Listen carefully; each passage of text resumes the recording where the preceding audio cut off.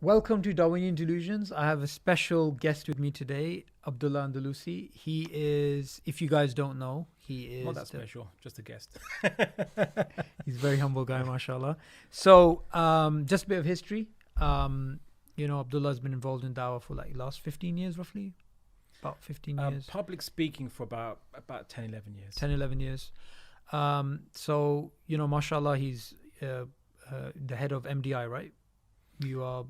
someone else is currently, but anyway, right. Co-founder, MDI, Muslim Debate Initiative, fantastic debates on all sorts of topics. In fact, I think you guys do more debates than pretty much any Muslim organization. That's your speciality, like debates and Never stuff. counted, but yeah. So Abdullah, mashallah, he's been on like BBC Question Times and Big Questions. Big Questions, and also debated professors and regularly invited universities and whatnot. So I wanted to cover something which happened during the debate earlier on in May. There was a biologist in the audience who asked a question, and his question was that obviously the debate was Islam or atheism, which better explains reality, and his question was biological evolution. Within the process, you get mistakes, and are these mistakes basically God's intent? Is it bad design or whatever? This sort of thing. And you gave a brief response to that, and I think that response we should have a separate video on that, because I think it was not only was it a brilliant, concise response, it is a very common argument. Mistakes in the DNA or vestigial organs or these sorts of things. Yeah. So the debate was Islam or atheism, which explains reality better. And there was a kind of question from a member of the audience who asked that why is there mistakes in DNA replication? So DNA replication, it's not perfect. There are mistakes in DNA replication in living cells. So why is there this imperfection? And I suppose he was trying to kind of argue that why is there imperfection in the universe?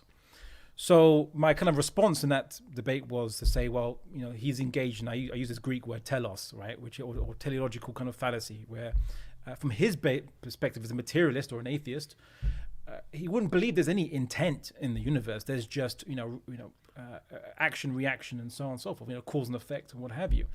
So for him to then describe something as an imperfection when it's really just a natural process that obeys the laws of physics and chemistry and symbology and so on and so forth, it is him actually anthropomorphizing the universe, right? And this is a problem that some atheists have done. They anthropomorphize. They use words such as, the human body, that the immune system intends to fight off infection, or it doesn't intend to anything, or it wants to, or when it recognizes a antigen, let's say a bacterium or what have you, it will then initiate an immune response. No, it doesn't recognize it. It just interacts with it, and if it has its receptors can basically trigger, or something that its receptors are able to be triggered by that antigen, then a response will be initiated. Which is basically a kind of a chain reaction of causation happening, right? But these arguments, or not arguments, these words where many atheists describe in an anthropomorphistic way intent inside the universe is really that's the goal of evolution, or that's the way progression goes in terms of evolutionary trajectories. These very loaded terms. Oh, and I mean, when Richard Dawkins used the term, the selfish gene. Yeah. That the genes, we're not in a way the carriers of genes, but genes are actually riding us in a way, and they use us, their expression, as machines to replicate themselves, because they just only desire to replicate themselves, and then to explain family bonds, but based on the desire of genes to replicate. So, for example, you'll show more kindness to your brother and sister, or you'll help them because your brother and sister have similar genes to yourselves, and you want to make those genes replicate. They start to explain reality by intent, an intent that they rejected when they rejected God. But then they bring intentionality back into it. But instead of it being the creator intending things, it's the universe itself intending things. Now, of course, they would say, well, we don't really believe the universe actually has desires and so on, but they can't stop their fitra from basically misattributing intention, desire, activity with a purpose to what is in essence inanimate or even animate but mindless things according to their worldview. Yeah. So this is the thing I pointed out, that who says it's imperfect? The replication of DNA. Yeah. Right? Without slight mutations occurring and going past the kind of, say, error correction process that occurs, we wouldn't have adaptation. Of course, and they might say, well, why can't God create a universe where nothing changes, and that you have a perfect, let's say, biosphere where everything is exactly the same as it was and it just replicates itself, almost clone-like, what have you. Well, it wouldn't need to replicate, it live forever. Organisms could live forever. Yeah, indeed.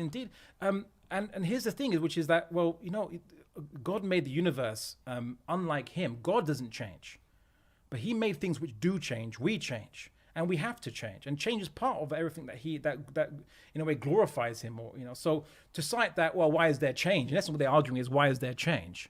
It's like, well, if things didn't change, you'd say, well, that was God then. Because if it doesn't change, then it must mean that it is eternal, infinite, unlimited. Then it doesn't change. Yeah. So this is what, in essence, the argument is why is there imperfection? So it's not imperfection; it's just change. Yeah. And who's to say? And from our perspective, anyway. God intends all change to occur, as it does, and it's not. And then they're trying to argue that, well, maybe, and they kind of play upon, I think, some of the ignorance of the audience about how this kind of works. Where they say, well, there's mutation, and it occurs, and it causes trouble. It can cause cancer cells. It can cause kind of defective attributes to occur, deformities, or it can switch off useful attributes and a whole bunch of things when it comes to epigenetics and things like that. But here's the thing.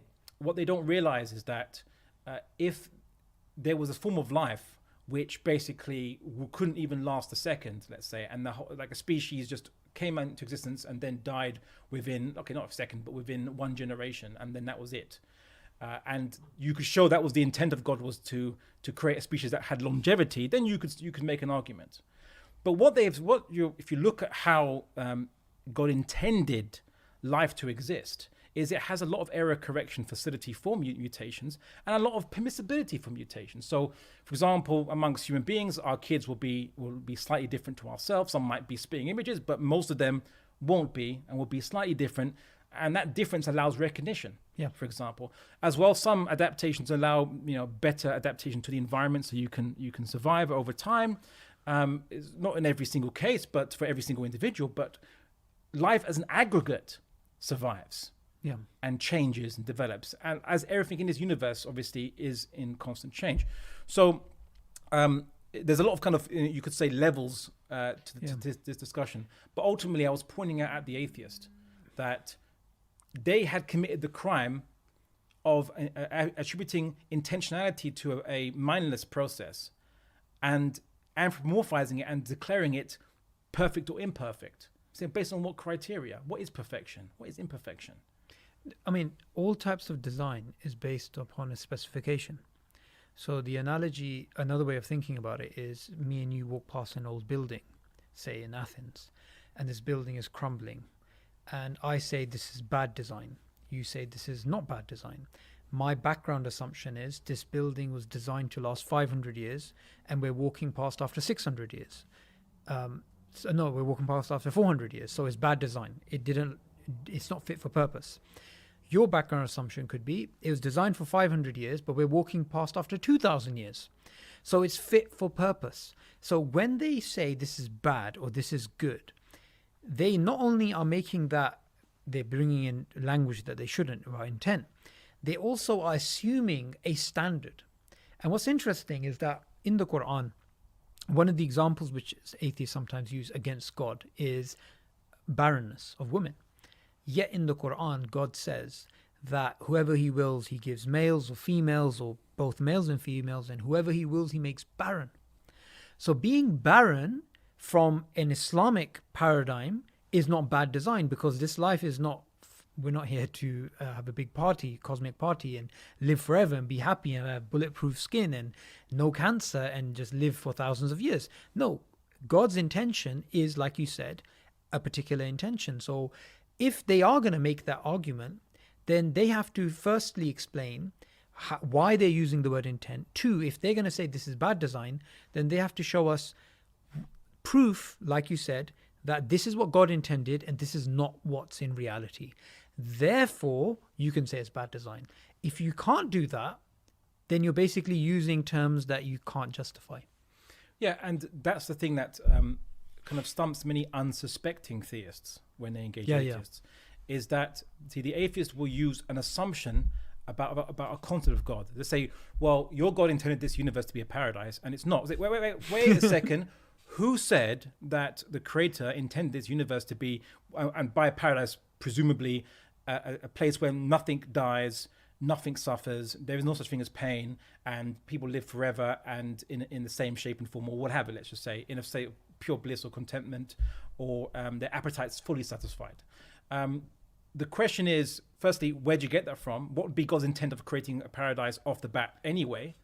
Right? And it doesn't fit. And so when they make you accept the theory that they've pushed on you, then they can then show how the universe contradicts that straw man. In essence, they've made a straw man concept of your belief in theism, and then they refute it. And they're, oh, look, you see, theism doesn't make sense. I say, wait a second. God made everything as a worship and glorification of him. Things live, die, things kind of experience situations they can't get out of, even if they wanted to. Things, they exist for a duration of time. Different things happen to different kind of objects or things in this universe.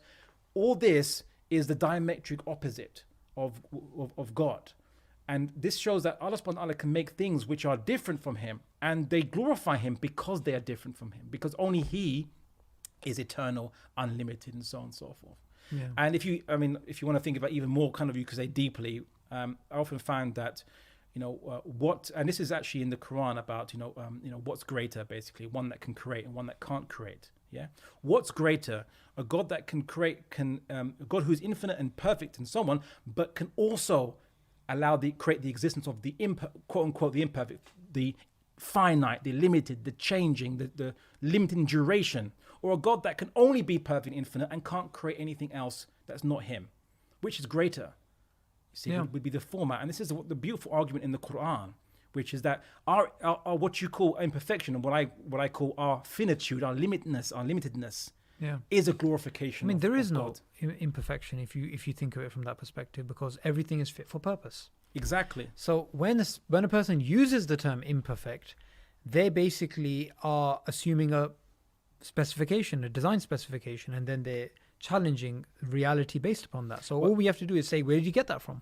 Well, basically, it's what we call an equivocation fallacy. Right? Yeah. So the term perfect can mean something is complete and self-sufficient, let's just say, or perfect can mean that it has it's doing what it's intended, or it has reached completeness. Right? Yeah, so from our perspective, everything is perfect. Yeah. But what the atheists will do, they'll say, well, everything is limited and not self-sufficient. It's imperfect, and then God creates imperfection. Therefore, God is not perfect. He's not a perfect creator. Yeah. So it's an equivocation fallacy, because the word perfect has two meanings. So for clarity, we should just say that it's fit for purpose. Everything is perfectly as God intended to happen, and will occur perfectly to his design. But everything which is not God is finite, limited, of short duration, subject to change by its external environment and itself changing external environment. And that's what we have to kind of be wary of. But also, just to kind of highlight something, genetic mutation isn't something that's basic. Yeah, it occurs all the time, but there's something about our design, about design of creatures there, which even actually acts against mutations that can cause damage. Yeah? For example, first line of defense is polymerase, which is an enzyme in the body, which error checks nucleotides that have been reproduced, and to see that they actually are basically more or less accurate to what they were before. Also, there are two types of kinases, which is one's called the ATM and ATR, which also interact to repair damaged DNA when discovered.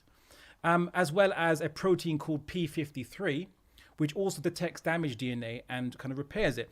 So that means that in essence, out of every only out of every 10 billion replications, only one will have a mutation that will kind of in a way make its way through this error checking process. And then when you have this kind of deficient cell, then you then have the final line of defense, which is the body's immune system that detects this, you could say, apostate cell that has apostated from the DNA of the body and is a threat to that body. And the immune system detects this apostate cell, what we call cancer, and eliminates it to protect the wider body. And only in a kind of very rare circumstances does it get through. Does a cancer occur whereby the body can't detect it and or the proteins aren't switched on, or they are some defect causes like P53 not to function, not to activate when it detects damaged DNA. So it's not like it's just purely haphazard. We're just like troughs in a sea whereby we appear and then disappear in an instant. No, there is actually part of life which is actually endeavors to self-preserve itself, or designed to have a mechanism that resembles what we call self-preservation. Yeah. So thank you for coming on the show. And just something for the viewers, that I did actually ask that biologist who asked this question, who's which is the reason why we're even doing this show. Would you like to basically, we have debates like this, would you like to join a debate? And obviously, similar to what just happened, and he just gave an excuse and didn't want anything to do with it, because it's very easy to throw out these terms: imperfect, bad design, this, that. But when it comes to this level of discussion, you basically realize what a great blunder that is to actually do. So thank you very much for coming on Darwinian Delusions. And for the viewers of this channel, I'm sure this is a bit of a gift for you guys, because we usually don't have guests on the show. If you have other shows you'd like for myself to do with Abdullah, then please leave it in the comment below. And thank you for joining us. Barakallahu feek.